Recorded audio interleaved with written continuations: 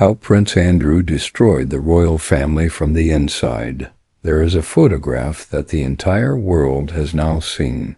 A man hunched in the back seat of a black car, being driven away from a police station in the quiet English countryside. He looks smaller than you remember, older, hollowed out. His eyes carry the weight of decades of secrets, of choices made behind closed doors, of friendships that were never supposed to see the light of day. That man was once His Royal Highness, Prince Andrew, Duke of York, second son of Queen Elizabeth II, brother of a king, and fourth in line to the British throne. That photograph was taken on February 19th, 2026, his 66th birthday, the day he became the first senior member of the British royal family to be arrested in nearly 400 years. Let that sink in for a moment. 400 years. The last time a royal was arrested in Britain, King Charles I was dragged before Parliament, tried for treason, and beheaded in the street. And now here we are, in 2026, watching another man connected to the crown being driven away from a police station, shell-shocked and alone, while the world watched, and his brother, the king, issued a statement saying 4 devastating words. The law must take its course. To understand how we got here, we have to go back. Not to last year, not to the Epstein files, not even to the infamous BBC Newsnight interview that many people believe was the beginning of the end. We have to go back much further than that, to a young prince who grew up in the most privileged household on earth, a boy who was adored by his mother, indulged by the palace, and who never quite understood that the rules of the world applied to him.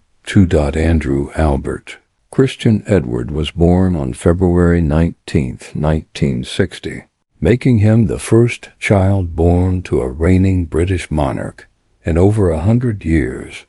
From the very beginning, he was different from his siblings. Where Charles was shaped by duty and expectation, where Anne was fierce and independent, Andrew was his mother's favorite. Insiders who worked at the palace during those years have spoken about how Queen Elizabeth, so often reserved and emotionally restrained in public, genuinely lit up around Andrew. He was charming, funny, a little reckless, the kind of person who fills a room without trying. He was also, by many accounts, deeply spoiled. He served in the Falklands War in 1982, flying helicopters as a naval officer, and that service genuinely earned him respect. The British public loved him for it. He came back a war hero, dashingly handsome, with a wide grin and a string of glamorous girlfriends. He married Sarah Ferguson in 1986 in a wedding watched by millions, had 2 daughters, Beatrice and Eugenie, and seemed, for a time, to be exactly what a modern prince should be. But the marriage unraveled publicly and painfully, and by the early 1990s, Andrew was adrift. He was divorced, without a clearly defined role, and searching for somewhere to belong. That is when Giuffre Epstein entered his life. The exact details of how they first met remain somewhat murky, though most accounts suggest it was through Ghislaine Maxwell, the British socialite and daughter of the disgraced media mogul Robert Maxwell. What is not murky is what happened next. Andrew and Epstein became close, genuinely, extraordinarily close. This was not the kind of surface-level acquaintance that powerful people collect at charity galas and quickly forget. This was a friendship that lasted years, that involved visits to Epstein's extraordinary properties around the world, that was photographed repeatedly, documented in emails, and embedded deep into the social lives of both men. At the time, Epstein presented himself to the world as a brilliant financier, a man of mysterious wealth who moved effortlessly among the global elite. He hosted presidents, professors, scientists, and royals. He had homes in Manhattan, Palm Beach, New Mexico, Paris, and a private island in the Caribbean that became so notorious it now has its own place in the cultural consciousness. And Andrew, a prince without a particularly defined purpose, found in Epstein something rare, a man who treated him like a person, not a title, while simultaneously giving him access to a world of almost unimaginable wealth and glamour. By 2001, Andrew had been appointed as the United Kingdom's special representative for international trade and investment. It was a significant role, one that gave him access to sensitive commercial information, confidential government briefings, and diplomatic intelligence. He carried the weight of the British government with him wherever he went. And it is precisely here, according to the documents that would eventually bring the entire house of cards crashing down, that Andrew made choices that were not just personally embarrassing, but potentially criminal. The Epstein files, released in tranches by the United States Department of Justice, revealed something that went far beyond friendship. Emails emerged, emails sent from accounts connected to the Duke of York, that appeared to show Andrew forwarding confidential government documents to Giuffre Epstein. Reports from trade missions, investment briefings, sensitive information about commercial opportunities that the British government had entrusted to its trade envoy. One email, recovered by investigators, was labeled a confidential brief. Another appeared to show Andrew writing to Epstein about his overseas visits and the business intelligence he had gathered. And perhaps most damning of all, in October 2025, British newspapers revealed an email sent on February 28, 2011, more than 2 months after the date Andrew had publicly claimed he cut off all contact with Epstein. The email, in Andrew's own words, read simply, "We are in this together, and we'll have to rise above it. Together, we rise above it." Those words, 5 of them, became a kind of shorthand for everything the British public had suspected for years. This was not a man who had made a naive mistake in befriending a bad person. This was a man who understood exactly what he was part of, who was aware of the nature of the relationship, and who chose again and again to continue it. And the relationship had a darker dimension that the world had been hearing about for years. A young American woman named Virginia Giuffre came forward with an account that was, if true, among the most serious accusations ever leveled against a member of the British royal family. She alleged that when she was 17 years old, she was trafficked to have sexual contact with Prince Andrew. She described specific locations, specific dates, specific details. She alleged it happened in London, in New York, on Epstein's island.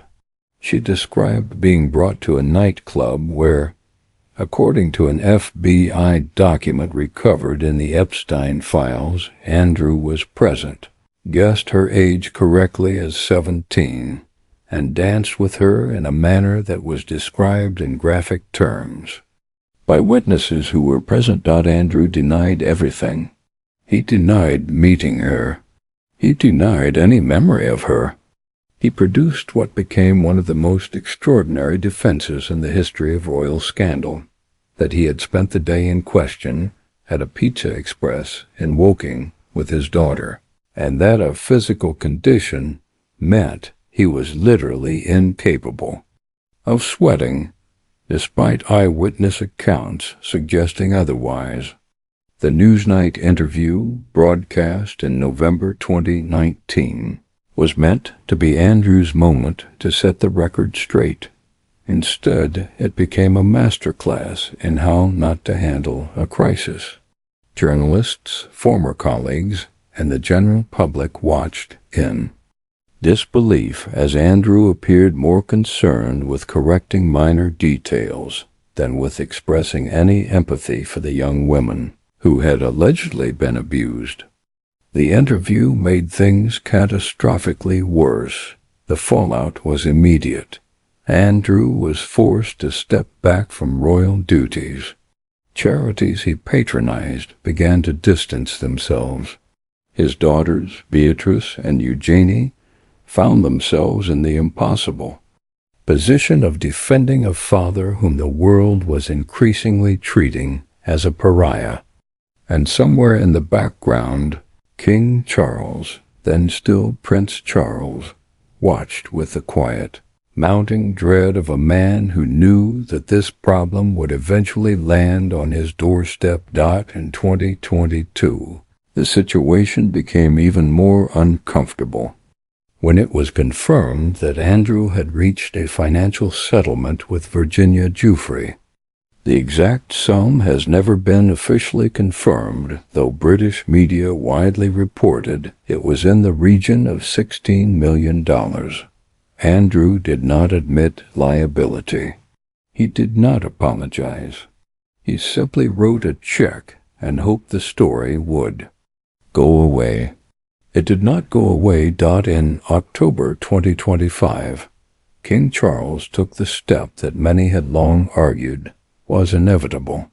He stripped Andrew of his remaining royal titles, honors, and styles. The man who had been His Royal Highness the Duke of York became simply Andrew Mountbatten Windsor. He was ordered to vacate Royal Lodge, the grand Windsor property he had called home for years, and relocated to a smaller residence on the Sandringham estate in Norfolk.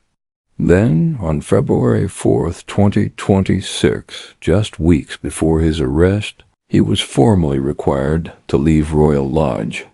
15 days later, on the morning of his 66th birthday, police cars arrived at the gates of the Sandringham residence. Andrew was arrested. The Thames Valley Police confirmed, without initially naming him, that a man in his 60s from Norfolk had been taken into custody on suspicion of misconduct in public office. The king, who had not then given advance warning, issued a statement. Within hours, he had learned with the deepest concern of the arrest. He pledged the full cooperation of the palace with the investigation, and then he said the words that echoed around the world, "The law must take its course." Andrew was held for 11 hours before being released under investigation, meaning he had not been charged but remained a suspect. The investigation continues. If he is eventually charged and convicted of misconduct in public office in the United Kingdom, the offense carries a maximum sentence of life in prison. The day of his arrest, Andrew was photographed leaving the police station. The image, taken by Reuters photographer Phil Noble, showed a man who looked utterly destroyed, hunched, pale, eyes downcast. It was, in its way, a portrait of the end of something, not just of one man's life as he had known it, but of an era in which the royal family operated as though it existed outside the normal laws of accountability, above the reach of ordinary justice, protected by a combination of deference, wealth, and centuries of accumulated privilege. Virginia Giuffre's family released a statement that day. She had died by suicide in 2025, at the age of 41, without seeing the accountability she had spent years fighting for. Her siblings wrote that their broken hearts had been lifted at the news that no one is above the law, not even royalty.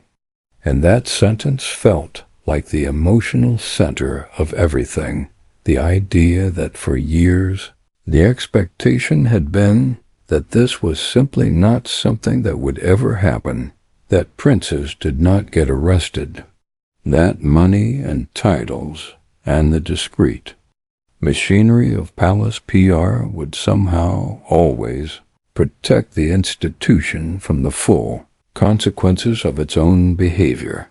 The question now is what happens to the monarchy itself. King Charles has positioned himself carefully and deliberately as a man who took the necessary steps, stripped his brother of his titles, evicted him from his home, and publicly pledged that the law must take its course. The Prince and Princess of Wales issued a statement supporting the king's position. On the day of the arrest, other members of the royal family continued with their public engagements as if nothing had happened, a deliberate signal that the institution would not be paralyzed by the crisis. Princess Anne visited a prison as scheduled. Charles attended an engagement and faced questions from the press. They were, in their composed and slightly uncanny way, trying to show continuity. But continuity is harder to project when the Daily Mail, one of Britain's biggest newspapers, required readers to turn past 15 pages to find any story that was not about Andrew. When protesters outside Westminster Abbey chanted at the king, when the United Nations Human Rights Council issued a statement describing the Epstein network as potentially meeting the legal threshold of crimes against humanity, when the world was watching and asking, openly and loudly, whether the British monarchy had finally crossed a line from which it could not walk back, there are people who feel sympathy for Andrew. There are those who believe he was naive rather than malicious, a man who genuinely liked Epstein and never fully understood the implications of that friendship. There are those who point to his Falklands service to his daughters, to the decades he spent carrying out royal duties, and argue that the picture is more complicated than the headlines suggest. And there are those, many of them, growing in number, who believe that the arrest of February 19, 2026, represents something long overdue, that it is, as one Epstein survivor put it, just the beginning, because here is what we know. We know that Andrew was a prince who had access to the inner workings of British government and chose to share that access with a man who was later convicted of running a sex trafficking operation. We know that young women came forward with accounts of abuse and were for years not taken seriously enough by the institutions that should have listened. We know that money was paid in settlement of a lawsuit without an admission of guilt, which is how powerful people have always managed these situations. And we know that it took the release of millions of pages of documents by the United States Department of Justice, years after Epstein's death, to finally bring the machinery of law enforcement to the gates of a royal residence. 400 years. That is how long it had been since a senior member of the British royal family was arrested. And now it has happened on a cold February morning in Norfolk, on a man's 66th birthday, in the reign of his elder brother, in a world that is watching every move the palace makes and asking whether the ancient institution at the heart of British national life is finally being held to the same standard as everyone else. See to it that The my orders are carried photograph out. of Andrew in that car will not be forgotten. It will be in history books. It will be the image that defines this chapter of the royal story. A prince alone, being driven away from a police station, looking out through the glass at a world that once gave him everything, and is now watching him answer for the choices he made in it. Whatever happens next, whether charges are brought, whether a trial follows, whether Andrew is ultimately convicted or cleared, something has already changed. The wall that surrounded the monarchy, that sense that royalty occupied a different category of existence from the rest of us, has cracked in a way that feels permanent. And perhaps that is, in the long run, the most significant thing of all. Not just the story of one man's fall, but the story of an institution being forced, finally, to reckon with the truth that no one, not even a prince, stands above the law.